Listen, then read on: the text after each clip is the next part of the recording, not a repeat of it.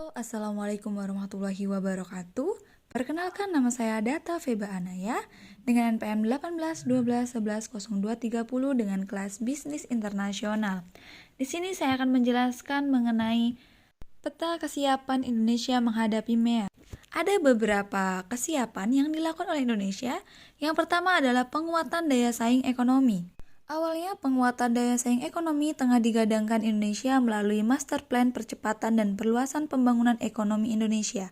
Akan tetapi, lambat laun hal tersebut terrevisi kembali menjadi beberapa pokok penguatan seperti lahirnya peraturan mengenai investasi yang menekankan resiko rendah, kepastian hukum, perlindungan dan kesejahteraan masyarakat, kemudahan perlindungan usaha mikro, kecil, dan menengah melalui Undang-Undang Nomor 25 Tahun 2007 tentang Penanaman Modal, Undang-Undang Nomor 11 Tahun 2020 tentang Cipta Kerja, Peraturan Presiden Nomor 10 Tahun 2021 tentang Bidang Usaha Penanaman Modal, Peraturan Badan Koordinasi Penanaman Modal Nomor 4 Tahun 2021 tentang pedoman dan tata cara pelayanan perizinan berusaha berbasis resiko dan fasilitas penanaman modal. Dalam peraturan tersebut juga adanya Omnibus Law, di mana adanya Omnibus Law ini menawarkan berbagai kemudahan bagi dunia usaha.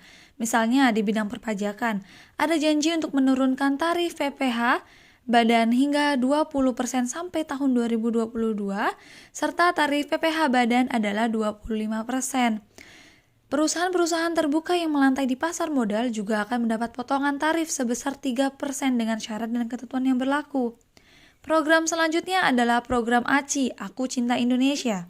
Untuk meningkatkan pemahaman dan mendorong masyarakat dalam menghargai, mencintai, dan menggunakan produk serta jasa dan kebudayaan dalam negeri, ini dilakukan melalui produk-produk lokal yang mulai semakin apik dan merambah di segala arah. Serta adanya penguatan dari pemerintah dengan adanya gerakan nation branding, di mana hal ini merupakan bagian dari pengembangan ekonomi kreatif yang termasuk dalam Inpres nomor 6 tahun 2009 yang berisikan program ekonomi kreatif. Selanjutnya adalah penguatan sektor UMKM.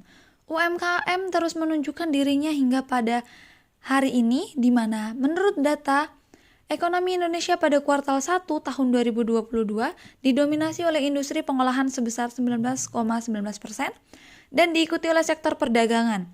Sektor UMKM juga berkontribusi hingga 61% pada PDB nasional dan menyerap 97% tenaga kerja. Oleh karena itu, pemerintah juga terus mendukung dan menguatkan melalui penguatan akses pembiayaan, fasilitas teknologi dan sarana prasarana produksi, peningkatan kualitas produk dan keahlian SDM, meningkatkan akses pasar, serta akses sumber daya bahan baku atau bahan penolong melalui pembangunan material center. Adanya pandemi juga tidak menyurutkan pemerintah untuk terus mendukung UMKM, sebagaimana yang diketahui bahwa pemerintah terus mengakselerasi berbagai langkah dukungan bagi para pelaku ekonomi agar segera pulih dari dampak COVID-19 melalui Program Pemulihan Ekonomi Nasional atau PEN pada tahun 2022. Pemerintah juga memberikan fasilitas fiskal dan non-fiskal, meningkatkan penguatan partisipasi UMKM dalam ekosistem ekonomi digital. Selanjutnya adalah perbaikan infrastruktur. Menurut Menteri Keuangan Sri Mulyani Indrawati, daya saing Indonesia masih kalah dengan negara-negara tetangga seperti Malaysia, Singapura, Thailand, dan Filipina. Rendahnya kualitas infrastruktur Indonesia mampu mempengaruhi produk-produk yang diproduksi negara kita dan sulit berkompetisi dengan negara lain.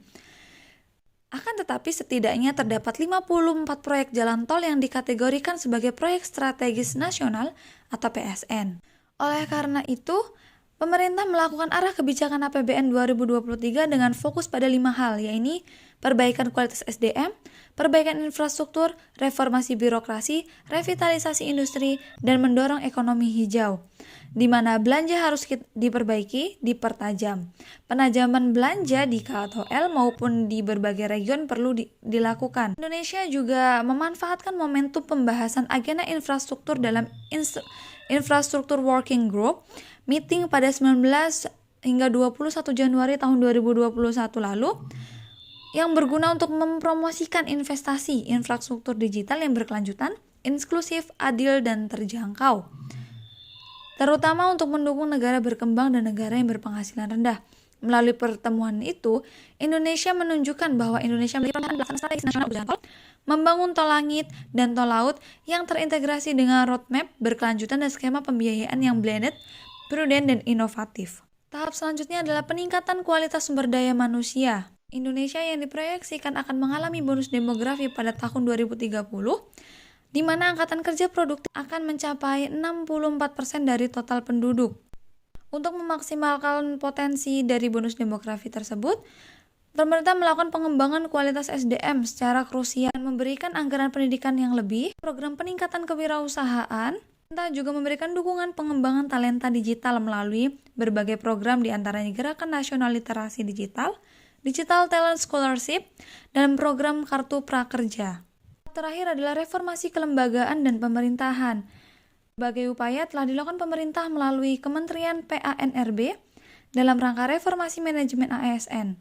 Hal ini berguna menjadikan manajemen sumber daya aparatur lebih profesional, transparan sesuai dengan kualifikasi, kompetensi, dan memiliki kinerja secara adil dan wajar.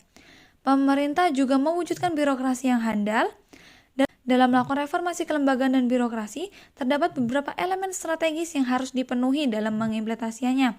Elemen reformasi kelembagaan tersebut antara lain struktur organisasi yang adaptif, berbasis isu, bersifat lintas sektor, responsif terhadap isu nasional. Ini dapat disimpulkan bahwa Indonesia saat ini terus-menerus mencoba menyusun strategi yang lebih terbaru dan tidak lupa melanjutkan pembangunan yang telah dilakukan guna dapat bersaing dengan negara ASEAN lainnya dan dapat mempersiapkan masyarakat dalam ekonomi ASEAN yang lebih maksimal.